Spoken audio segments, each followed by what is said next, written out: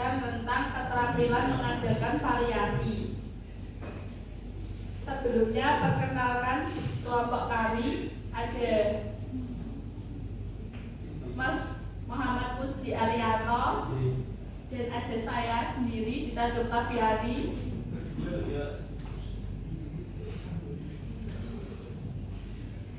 Yang selanjutnya akan dijelaskan oleh Mas Puji.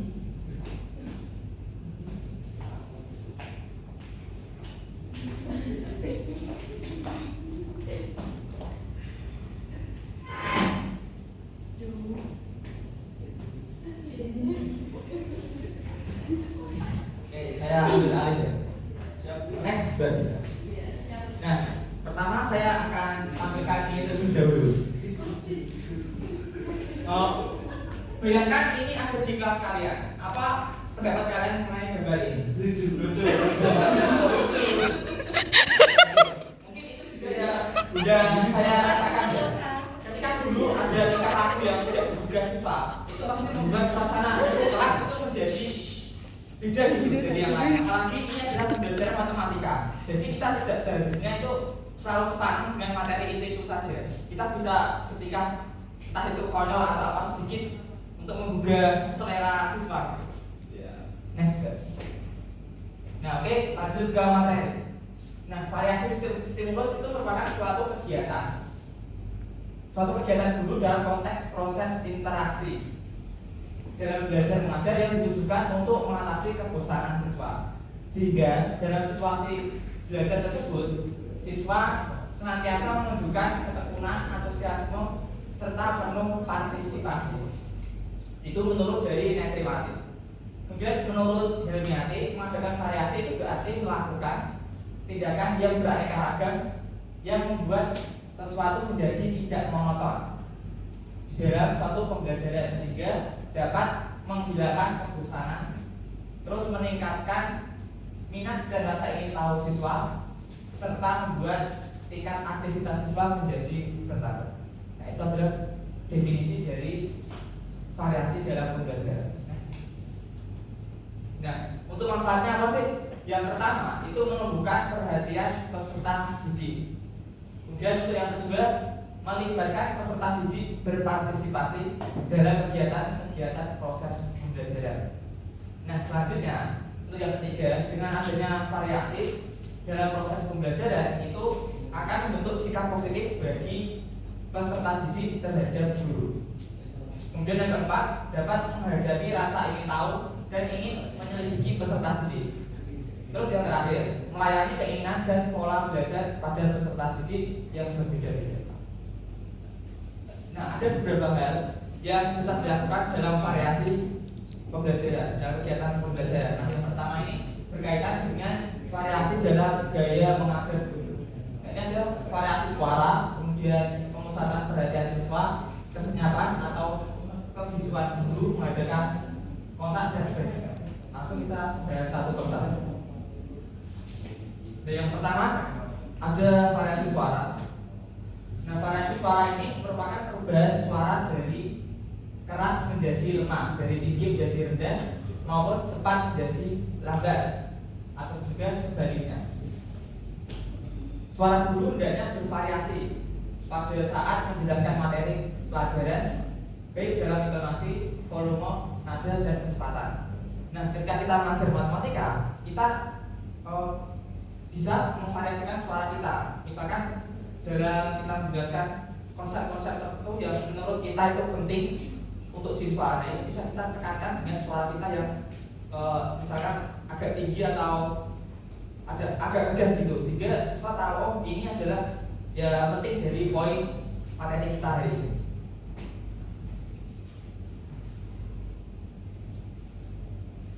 Nah, yang kedua ada pemusatan perhatian siswa. Nah, ini bisa dilakukan seperti perhatikan ini baik-baik. Kemudian, nah ini penting sekali. Ketika misalkan kita tulis di papan tulis, terus ada siswa kita yang rame, terus mungkin bisa kita menghadap ke siswa. Perhatikan anak-anak, itu merupakan salah satu contoh dari pemusatan perhatian siswa. Kemudian yang ketiga kesenyapan atau kevisuan guru. adanya kesenapan, kebisuan atau selingan diam yang tiba-tiba dan disengaja saat guru menjelaskan sesuatu merupakan cara yang tepat untuk menarik perhatian siswa. Nah, misalnya kita ngajar di kelas, ngoceh terus menjelaskan materi, terus tiba-tiba kita diam, pasti siswa perhatiannya tertuju pada kita. Nah, itu salah satu dari unsur kesenapan atau visual guru seperti itu. Sehingga perhatian siswa itu kadang kalau siswa kita jelaskan materi terus itu otaknya itu tidak selamanya membayangkan apa yang kita jelaskan. Pasti butuh kita pusatkan perhatiannya ke kita dulu sehingga nanti dia bisa mulai fokus kembali. Nah, yang keempat, mengadakan kontrak pandangan dan gerak. Nah, bila guru sedang berbicara atau berinteraksi dengan siswa, sebaiknya pandangan menjelajahi seluruh kelas, tidak hanya tertuju pada satu siswa saja. Kemudian ada juga gerak badan dan mimik. Nah, ini juga penting saat kita mengajar di kelas, tidak hanya seperti robot. Kita bisa berpindah tempat dari pojok sana ke pojok sini atau ke belakang dan sebagainya. Bisa kita variasikan gerakan kita saat di kelas. Nah, ini juga berkaitan dengan tadi, yaitu pergantian posisi guru di kelas. Nah, biasanya itu membiasakan bergerak bebas di dalam kelas. Gunanya ini untuk menanam rasa dekat pada siswa. Kemudian yang selanjutnya, jangan membiasakan menerangkan sambil menulis. Ada guru jelaskan depan tulis, saya dia tidak memperhatikan siswanya di belakang, hanya membelakangi siswa terus. Nah, itu sebaiknya dihindari. Kemudian yang ketiga, jangan membiasakan menerangkan dengan arah pandangan ke langit-langit. Jangan lihat ke atas, karena tidak ada pesawat terbang di atas. Boleh. Kemudian yang selanjutnya, bila ingin mengobservasi seluruh kelas, bergeraklah perlahan-lahan ke arah belakang dan dari belakang ke arah depan untuk mengetahui tingkah laku siswa.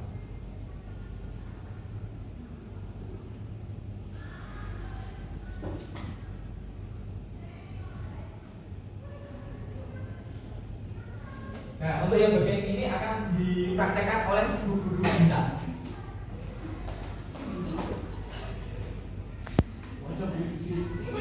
Ayo guru pakai ini biar ada saweran.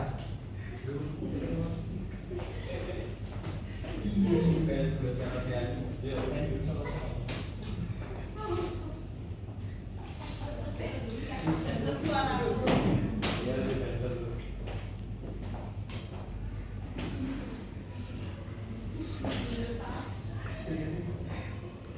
Assalamualaikum warahmatullahi wabarakatuh.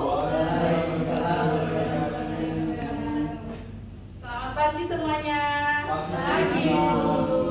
Gimana kabarnya nih? Baik apa enggak? Kenapa kok enggak? Semangat atau enggak ini? Semangat ya ayah. Pagi-pagi harus semangat dong.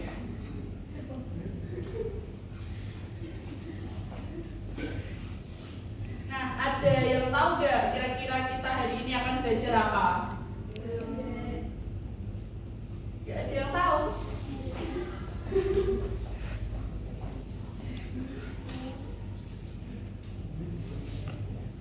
Baik, hari ini kita akan belajar mengenai bangun ruang kubus. Kira-kira kalian ada yang tahu gak rumus kubus itu apa? Luasnya? Mbak Feby? Nggak tahu. Baik, kalau nggak tahu ya nggak apa-apa. Nanti kita bahas setelah ini.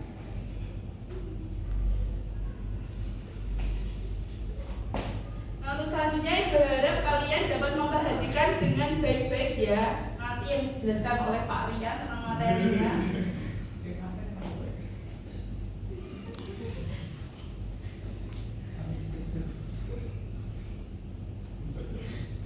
Untuk Mas Fatur, silahkan diperhatikan dengan baik-baik ya, jangan ketawa-ketawa terus. Oke, yang selanjutnya untuk pembelajaran media akan disampaikan oleh Pak Rian. Silahkan untuk Pak Rian.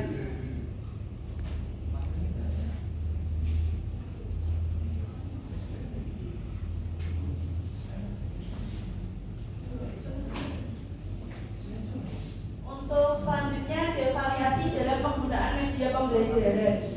Nah, untuk variasi alat atau bahan yang dapat dilihat melalui visual aids, variasi alat atau bahan yang dapat didengar atau auditive aids, variasi alat atau bahan yang dapat diraba atau motorik, dan variasi alat atau bahan yang dapat didengar, dilihat, dan diraba.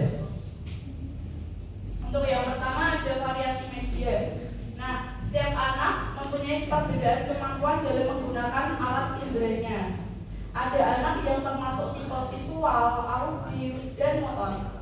Untuk dapat mengakomodir kemampuan anak yang berbeda-beda, guru perlu memvariasikan penggunaan media dan alat pembelajaran dengan memperhatikan kesesuaiannya. Kesesuaian dengan tujuan pembelajaran. Dengan demikian, pembelajaran dapat meningkatkan hasil belajar dan membuat pembelajaran menjadi lebih bermakna dan berkesan bagi siswa.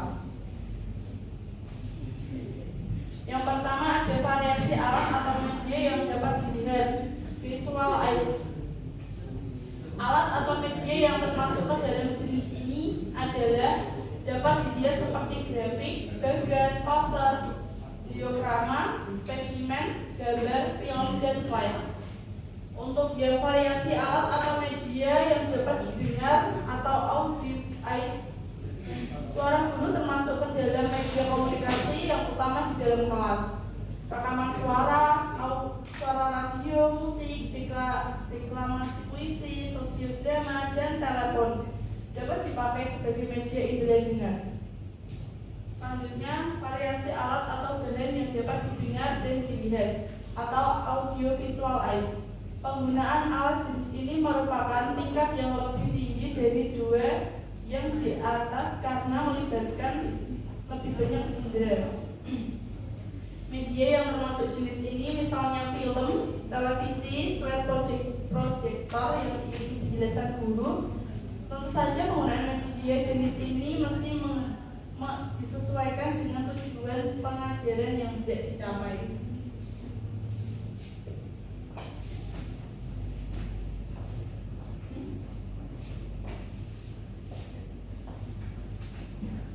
Oke, langsung tak kasih contohnya ya. Untuk yang pertama itu mengenai variasi alat atau media yang dapat dilihat. Nah, ini biasanya bisa kita gunakan papan tulis sebagai media. Itu sering digunakan oleh guru-guru di sekolah biasanya. Nggak perlu saya contohin. Seperti biasa. Seperti pembelajaran konvensional. Terus yang kedua ada variasi media yang dapat didengar. Mungkin ini dalam pembelajaran matematika jarang kita gunakan ya. Karena kalau matematika materinya itu disampaikan hanya suara, pasti siswa bingung, tambah mumet. Ya atau tidak? Misalkan kamu jelaskan ke temanmu pakai VN, paham atau tambah mumet? Mumet. Nah itu yang contoh variasi yang kedua. Mungkin jarang digunakan. Terus untuk yang C, yang variasi yang dapat didengar atau dilihat, ini sering kita jumpai di dunia digital. Salah satunya kita menggunakan video. Nah, misalnya gitu. Ini prakteknya gitu.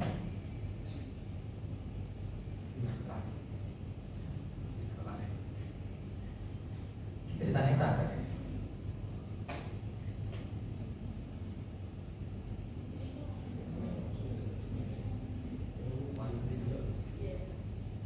Nana, hari ini saya ada kegiatan MGMP di kota. Maka pembelajaran pada kali ini saya kasih video pembelajaran. Nanti anak-anak bisa menyimaknya dan berdiskusi dengan temannya. Nah, kemudian nanti jika ada pertanyaan bisa disampaikan di grup WA. Nanti jika ada salah waktu akan saya jawab satu persatu. Misalnya itu penggunaan media yang C ini yang dapat didengar atau dapat dilihat. Atau mungkin bisa kita langsung tayangkan di layar, karena sekarang itu sebagian besar kelas sudah ada proyektornya, bisa kita manfaatkan untuk misalkan seperti kemarin kita mengasih rangsangan dulu sebelum pembelajaran sehingga siswa dapat mengetahui esensi dari materi yang apa yang akan kita sampaikan nantinya.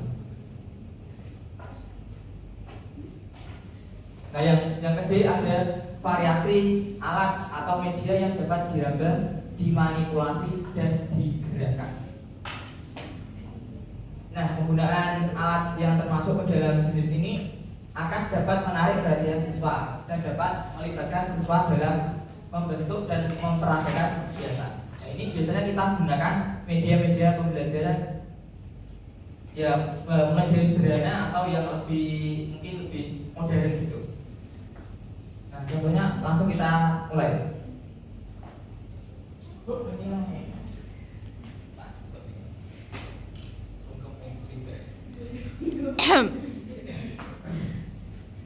Nah, oke, pembelajaran kita hari ini adalah mengenai kedudukan garis bidang dan di dalam ruang. Nah, ini merupakan materi di kelas 12 SMA. Nah, sebelumnya mohon anak-anak untuk buat 2 kelompok. Ayo, Mbak yang di belakang bisa join di sini. Bisa join di sini ya. Bertiga join di sini. Nanti kita buat kelompokan. Iya. Ini kelompok pertama, nanti ini kelompok yang kedua. Oke, siap beradu. Gak apa-apa, yang salah gak nyanyi mentok-mentok Pak. Nah, oke.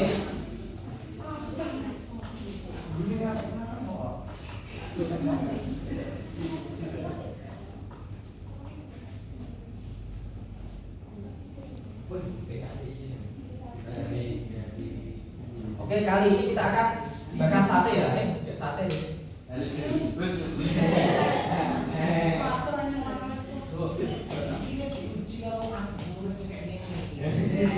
Nah, untuk yang kelompok ini adalah kelompok kubus. Nanti tugas dari kelompok ini adalah membuat kerangka kubus. Kemudian yang kelompok ini nanti membuat kerangka prisma segitiga. SMA loh deh, SMA.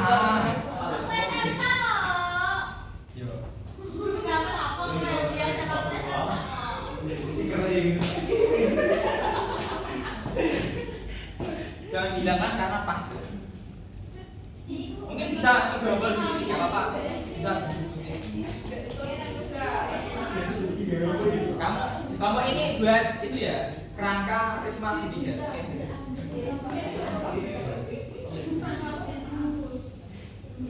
Nah, ini sebagai lemnya atau titik sudutnya bisa ditempel-tempel seperti itu yang gambar di sini.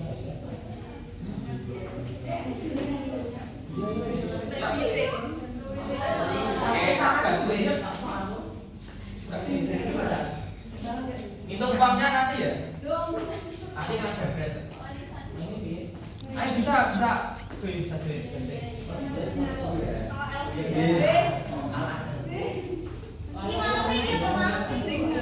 ini mau Senin, ini mau Selasa. Yuk, mulai bulat. Jika ada kesulitan bisa ditanyakan. Ya apa. Yang penting jangan dimakan dulu. Nanti kalau sudah selesai boleh bulat.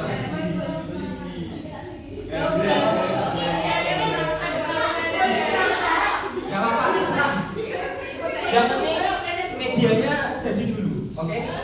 Ayo sampai jadi.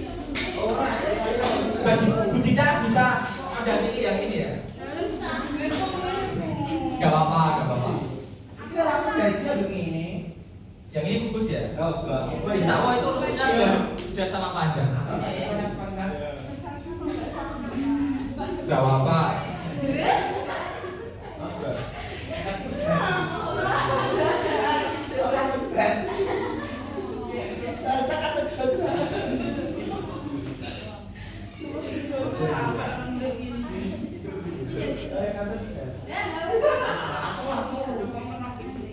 Sudah sampai mana?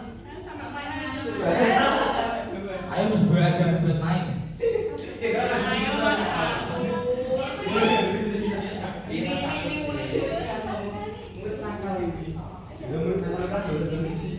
Kalau nakal saya cinta.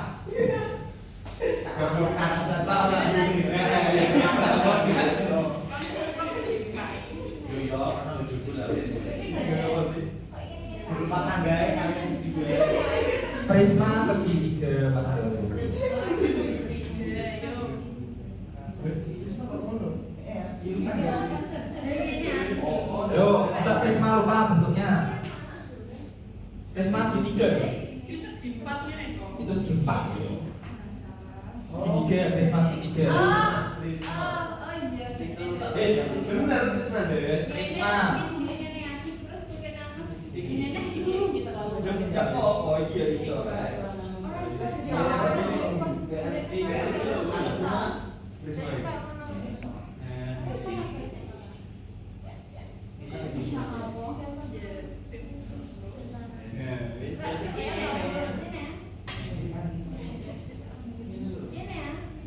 Nah, ini loh gambar prisma. Iya bener, mau lah bener deh. Digawe Bus. Masa lupa.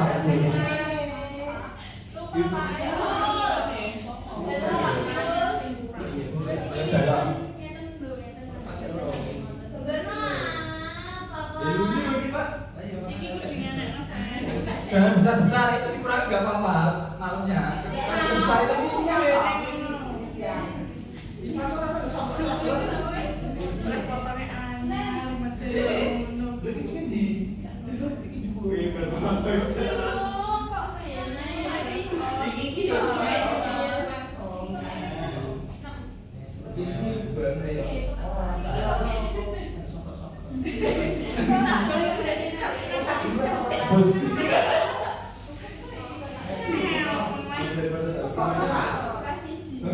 Jadi pas. Nomor 1 memang.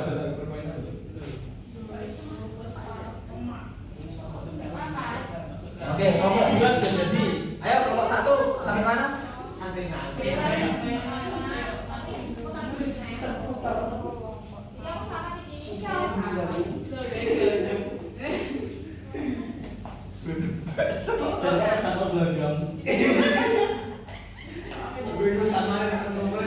Nanti yang mewakili kelompok ini yang maju siapa?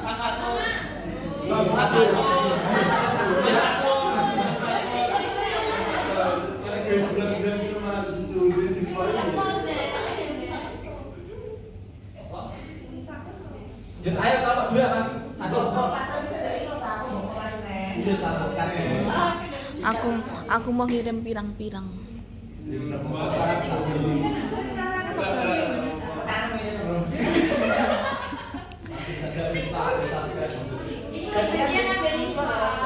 Karena engkau udah ijazah sak kelompok beniswa. Ayo, kelompok 2 maju. Bum pipa sejarah. Suara terbanyak weh. Sejarah dulu. Anak PM masa gak berani maju? Masa juga malu sama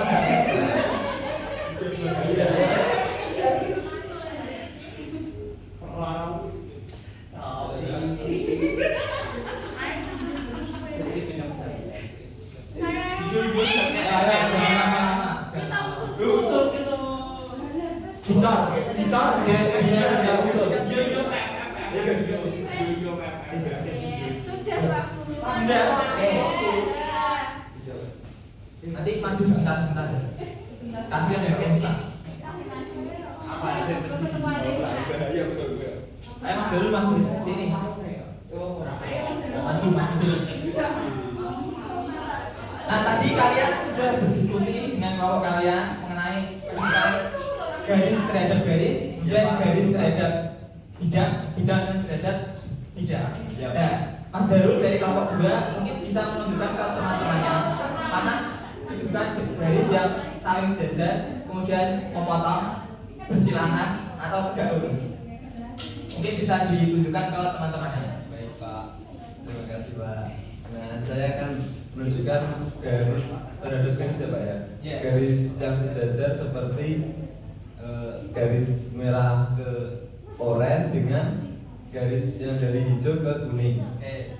Nah kemudian ada lagi dari garis yang hijau ke merah dan kuning ke oranye. Sudah. Nanti yang kelompok 1 enggak umat. Oke, sudah. Ayo kelompok 1 maju. Siapa yang mewakili? Sebelumnya kita beri tepuk tangan kepada Mas Darul. Ayo kelompok 1 maju.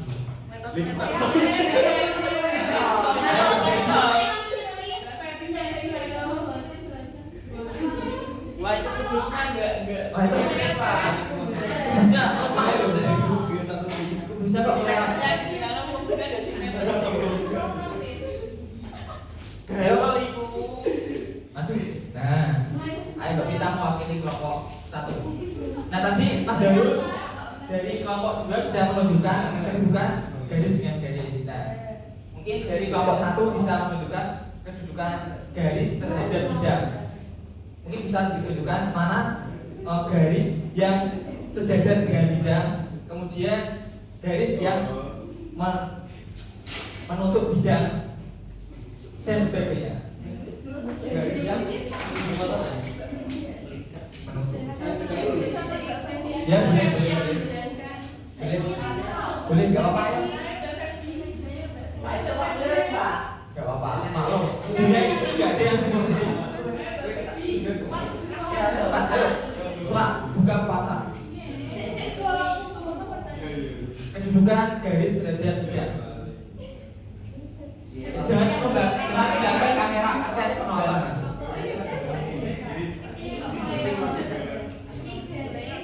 Ya. Bidang, garis dari bidang. Ya. Nah mungkin bisa saya tunjukkan ya, kalau bukan garis terhadap bidang, misalkan garis ini dengan bidang yang alas itu dia sejajar karena tidak akan pernah berbalik.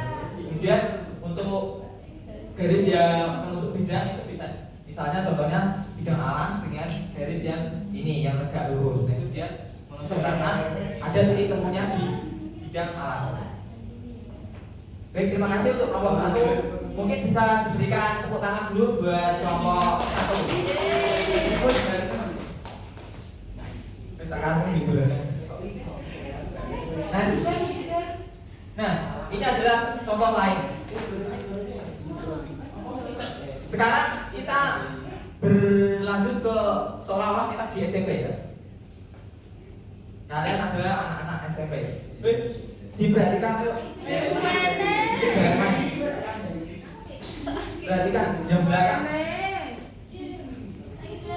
sedang menikmati aja. Bibi. Minus ya. Nah,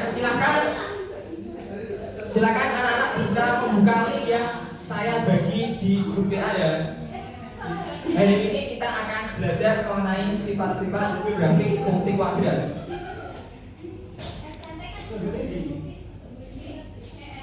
Sudah saya izinkan kemarin. Beli.